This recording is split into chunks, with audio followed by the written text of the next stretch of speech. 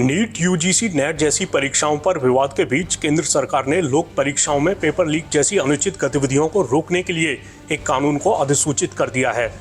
मतलब ये कि अब इस कानून का इस्तेमाल हो सकेगा।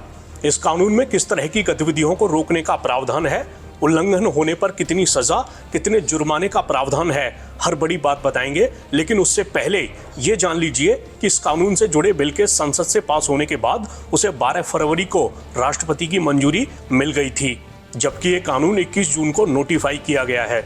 एक ऐसे वक्त में जब युवाओं के भविष्य को लेकर विपक्ष केंद्र सरकार पर जमकर हमलावर है।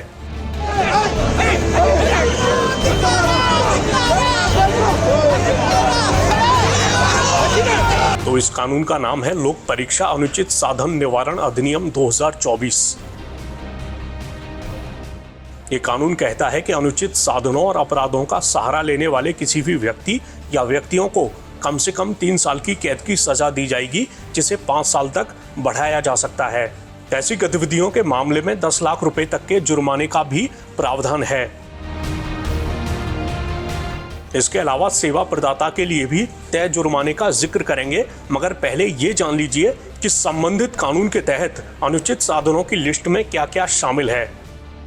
तो इस लिस्ट में इस तरह की गतिविधियां शामिल हैं: प्रश्न पत्र तक अनधिकृत तरीके से पहुंचना या उसे लीक करना, लोक परीक्षा के दौरान प्रत्यक्ष या अप्रत्यक्ष तौर पर अनधिकृत तरीके से उम्मीदवार की सहायता करना, कंप्यूटर नेटवर्क या संसाधनों के साथ छेड़छाड़ करना, योग्यता सूची या रैंकोट शॉर्टलिस्ट करने या अंतिम रूप देने के लिए दस्तावेजों के साथ छेड़छाड़ करना।